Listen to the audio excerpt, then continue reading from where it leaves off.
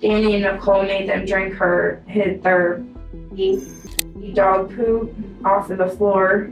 They made her use a toothbrush of her feet. They made her brush her teeth with it afterwards. Because she told Sherry that she wanted him. Okay. Her exact words, I want to be Danny. And then she said she wanted to be with me. Because I guess she's bi or something. Okay. 2011년 3월 27일 미국 오하이오 핀들레이에 살고 있던 브룩스 가족은 행복감과 흥분감으로 들떠 있습니다. 이 가족의 어머니인 체리 브룩스가 마침내 아들의 여자친구인 베라조를 죽일 완벽한 계획을 세웠기 때문인데요. 놀라운 사실은 가족 모두가 이 끔찍한 그녀의 계획에 동참했습니다.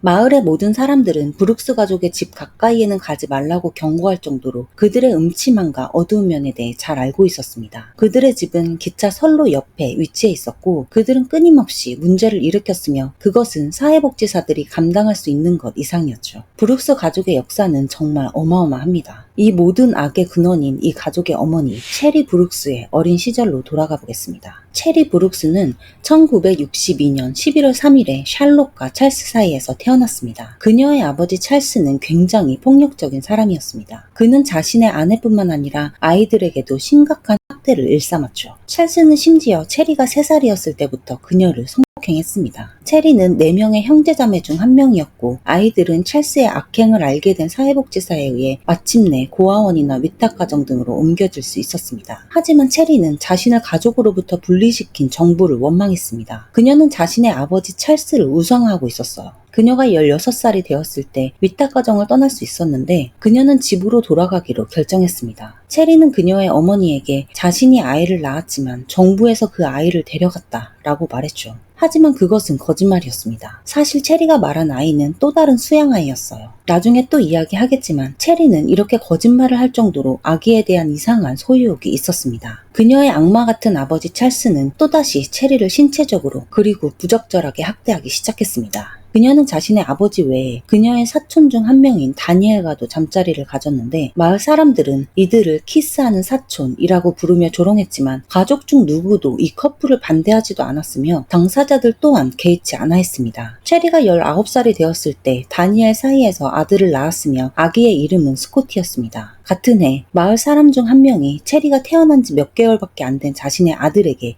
적인 혐오스러운 행동을 하는 것을 봤다고 진술했습니다. 이 사건으로 인해 아기는 체리로부터 분리되었으며 체리의 어머니인 샬롯에게로 보내졌습니다. 그런데 아기를 조부모님 집으로 보낸 것이 과연 잘한 선택이었을까요? 어쨌든 그렇게 되었습니다. 그 후 체리는 그녀의 고향에서 20분 정도 떨어진 곳으로 혼자 이사를 했으며 그곳에서 마이크라는 남자를 만나 결혼했습니다. 이 부부는 트레일러에서 살았고 조슈아라는 아들을 낳았죠. 체리의 부적절한 이력으로 인해 조슈아가 태어나자마자 가족은 아동복지 서비스에 감독을 받게 되었습니다. 그들의 가족을 담당했던 사회복지사에 따르면 그들이 사는 트레일러는 재앙이었다고 말했습니다. 아기는 오랫동안 방치된 듯 보이는 생리현상으로 인한 오물과 쓰레기 더미 위에서 생활하고 있었다고 합니다. 체리의 두 번째 아기 조슈아 또한 위탁가정으로 보내졌습니다. 같은 해 말 체리는 또 다른 아들을 낳았고 아들의 이름은 마이클이라고 지었습니다. 놀랄 것도 없이 불과 몇 달 후 마이클 역시 방치와 신체적 상해 혐의로 체리와 마이크에게서 분리되어 조부모님의 보호 아래에서 지내게 되었습니다.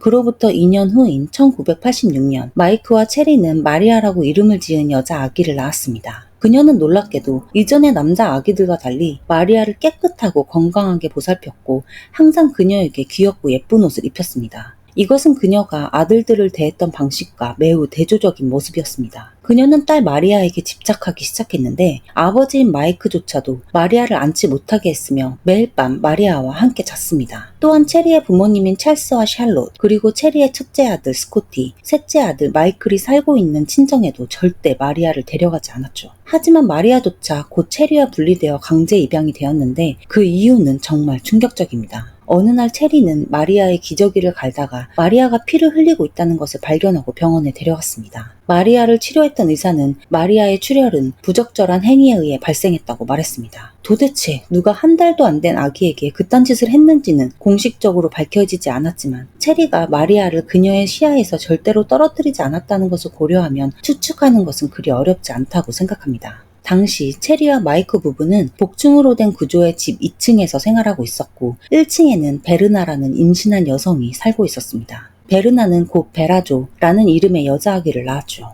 체리는 이웃집의 아기 베라조에게 집착하기 시작했습니다. 하지만 그녀의 과거 행적을 봤을 때 누가 그녀에게 자신의 아이를 돌보도록 허락할까요? 베르나에 따르면 그 당시 자신이 자고 일어나 아기 방으로 가보면 체리가 이미 베라를 안고 있었다고 합니다. 베르나는 화를 냈고 제발 그만둬달라고 말했지만 체리는 개의치 않았습니다. 체리는 마이크와 이혼한 후 케빈이라는 남자와 빠르게 재혼했습니다. 1991년에 그녀는 자신의 6번째 아이를 낳았습니다. 케빈 리 주니어라는 이름을 가진 남자아이였으며 그들은 이 아기를 아기의 별명인 펑키라고 불렀습니다. 펑키는 체리가 키운 첫 번째 자녀가 될 것입니다. 케빈은 부드러운 성격에 소극적이었고 체리가 시키는 대로 모든 것을 다 했습니다. 펑키는 그 집안에서 체리에게 맞설 수 있는 유일한 사람이었습니다. 펑키는 어려서부터 많은 문제를 일으켰으며 다혈질에 여기저기 시비를 걸고 다니는 아이였습니다. 후에 그는 크립스라고 불리는 갱단의 일원이 되었습니다. 체리와 케빈은 펑키를 낳고 약 1년 후 제크라고 불리는 또 다른 남자아이를 낳았습니다. 제크는 어려서 학습장애가 있었고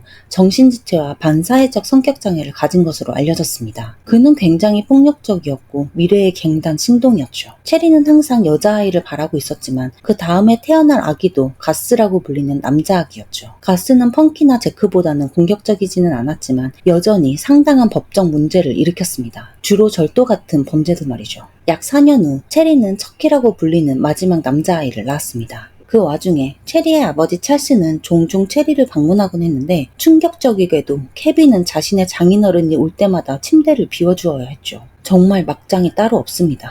여자아이를 갖고 싶었던 체리는 아직 14살밖에 안 된 펑키에게 여자친구를 임신시키라고 끊임없이 압박했습니다. 2010년 브룩스 가족에게 비극이 닥쳤습니다. 펑키와 그의 여자친구가 길을 가다가 마주오던 차에 치였는데 이 사고로 펑키가 세상을 떠난 것이죠. 체리는 펑키의 여자친구를 원망하며 그녀를 구타했고 펑키의 죄를 거실 선반 위에 상자에 보관했습니다. 그녀는 매일 촛불을 켜고 상자 옆에 그가 가장 좋아하는 간식을 놓아두었으며 그 누구도 만지지 못하게 했다고 전해집니다. 한편 체리의 밑에 집에 살며 체리가 집착했던 여자아기 베라조 기억하시나요? 그녀는 안타깝게도 발달장애와 ADHD 그리고 매우 낮은 IQ를 가지고 태어났습니다. 기록에 따르면 그녀가 고등학교를 마칠 즈음 약 8살 아이 정도의 성숙도를 가지고 있다고 나와 있습니다. 그녀는 체리와 비슷한 어린 시절을 보냈는데 그녀 또한 친아버지로부터 부적절한 방식으로 공격을 받았죠. 비록 그녀는 많은 일을 겪었음에도 불구하고 베라는 여전히 사랑스럽고 다정하고 순수한 아이였습니다. 체리 브룩스는 베라가 자신에게 손녀를 안겨줄 적임자라고 여겼습니다. 체리는 자신의 13살짜리 아들 제크에게 베라를 임신시키라고 압박을 가했습니다. 제크는 베라에게 접근했고 그녀는 거의 즉시 제크와 사랑에 빠졌습니다. 베라는 브룩스 가족의 꼬임에 넘어가 그들과 함께 살기 시작했어요. 체리는 베라에게 매일 자신의 발을 씻기고 마사지를 하도록 시켰습니다. 예비 시어머니를 행복하게 만들고 싶어 했던 베라는 체리가 시키는 일이면 뭐든지 다 했습니다. 마치 가정부처럼 요리, 청소 등 집안의 모든 일을 다 했죠. 또한 베라는 장애로 인해 정부로부터 한 달에 한화 100만 원 정도의 혜택을 받고 있었는데 그것 또한 물론 체리의 손에 들어갔습니다. 한 번은 베라의 고모가 밖에서 우연히 그녀를 마주쳤는데 베라는 말할 수 없어요. 난 집에 가야 해요. 라고 말한 후 거의 경주하다시피 뛰어서 도망을 쳤다고 합니다. 베라의 어머니인 베르나가 베라를 보기 위해 브룩스의 집에 가면 그들은 항상 문을 막고 베라가 집에 없다고 말했습니다. 전화기도 꺼져 있었고 마치 그녀는 브룩스 집의 심연으로 사라진 것 같았습니다. 제크가 15살, 베라가 21살이 되었을 때 베라가 임신했다는 소문이 온 마을에 퍼졌습니다. 체리는 예상대로 베라의 뱃속에 있는 아기에게 집착했고 저 안에 내 아기가 있어 라고 말하며 베라가 먹고 마시는 모든 것을 관리했으며 베라의 모든 정기검진에 함께 갔습니다. 체리의 의견에 따라 아기의 이름은 윌라 딘이 되었습니다. 브룩스 가족은 베라가 아기를 낳자마자 그녀를 더욱더 학대하기 시작했는데 이것은 제크가 더 이상 베라를 임신시키는 것에 관심이 없었기 때문이었죠. 체리는 베라를 막대기로 무자비하게 폭행했고 베라에게 허용된 음식은 심각하게 제한되어 있었으며 가족들이 먹고 남은 음식만 먹게 했습니다. 그녀는 따로 침실이 없었기 때문에 대부분의 시간을 거실 구석에 앉아있거나 체리의 방 구석에 앉아 있었습니다. 체리는 베라가 자신의 아기 윌라를 만질 때마다 제크에게 그녀를 때리라고 지시했습니다. 베라는 침대에서 자는 것조차 허락되지 않았는데 그녀는 돼지우리에서 돼지들과 함께 잠을 자야 했죠. 사실 베라가 도망가려고 마음만 먹었다면 언제든지 도망칠 수 있었을 것입니다. 하지만 그녀가 그렇지 못했던 이유는 브룩스 가족들이 베라뿐만 아니라 그녀의 가족들을 다 해칠 거라고 협박했고 그녀의 정신과 자존감은 이미 바닥을 치고 있었기 때문에 자신은 이런 대우를 받을 만하다라고 생각하고 있었어요.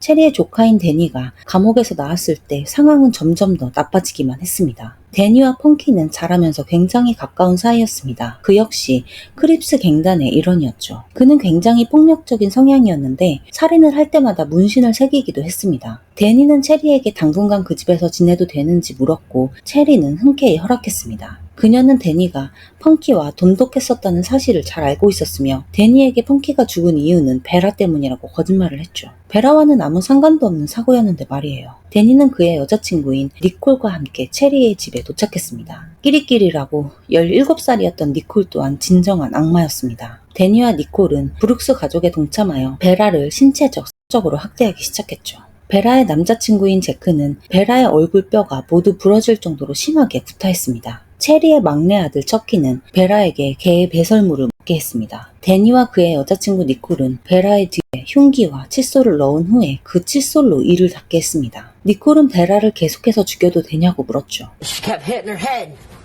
like this on the dresser, and Nikki kept saying, "Can I kill her? Can I kill her? Can I kill her?" 정말 단체로 미친 것들이에요. 자물쇠를 벨트에 달아 때리기도 했으며 이로 인해 베라는 코가 부러지고 눈이 붓는 등 심각한 부상을 입었습니다. 베라가 할 수 있는 일은 그저 몸을 웅크리고 그것이 끝나기를 기다리는 것뿐이었죠. 어느 날 데니는 베라를 심하게 구타한 뒤 흉기로 그녀의 다리를 찔렀고 체리는 그 상처에 자신의 손가락 전체를 넣었습니다. 그 후 그녀는 지독한 고통으로 인해 정신을 잃었는데 체리의 첫째 아들 스코티는 그런 그녀를 성폭행했습니다. 체리는 그녀의 작은 부하들이 베라를 죽일 수 있도록 조금 더 격려하는 방법을 생각해냈습니다. 그녀는 후추 스프레이를 사서 데니의 방에 뿌렸고 후추 스프레이를 뿌린 사람에 대해 베라를 지목했어요. 데니가 방문을 열었을 때 가족 모두가 기침을 하고 눈물을 흘리는 등 고통스러워했죠. 그 자리에는 체리의 셋째 아들 마이클과 그의 아내 쉐넌도 있었는데 쉐넌은 갑자기 임신 사실을 밝히며 이것 때문에 유산이 되면 너를 죽여버릴 거야 라고 베라에게 쏘아붙였습니다. 마이클은 자신의 아내를 데리고 병원에 다녀왔고 쉐넌은 유산이 되었다고 말했어요. 그녀가 정말 임신을 했던 것인지 아니면 베라를 살해하기 위한 계획의 일부였는지는 명확히 알려진 바가 없지만 이 일은 다음에 일어날 일의 촉매제가 되었습니다. 그들은 베라 앞에서 그녀를 어떻게 죽일지 의논했습니다. 체리는 그녀를 기차 선로에 묶어놓으면 기차에 치여 햄버거 고기처럼 변할 것이고 경찰들이 시신을 찾을 수 없어 완전 범죄가 될 것이라고 웃으며 떠들었습니다. 데니와 니콜 그리고 제크는 체리의 의견에 동의하며 완벽한 계획이라고 감탄했습니다. 그들은 베라에게 자신들과 함께 산책을 가자고 말했습니다. 스코티는 그들과 같이 나갈 준비를 하기 위해 위층으로 올라갔지만 제크가 흉기로 그를 위협하며 너는 가지마 라고 말했습니다. 그 말을 들은 체리는 제크에게 제크 너도 가지마 너는 아무것도 모르는 거야 라고 말했죠. 데니와 니콜, 베라는 문을 나섰고 데니는 부엌 흉기를 들고 있었어요. 그들이 떠난 후 체리는 집 안에 남아있던 다른 사람들에게 만약 누군가 베라에 대해 묻는다면 그녀의 새 남자친구인 레리와 함께 떠났다고 말하라고 당부했습니다. 물론 베라에게는 레리라는 이름의 남자친구는 없었죠.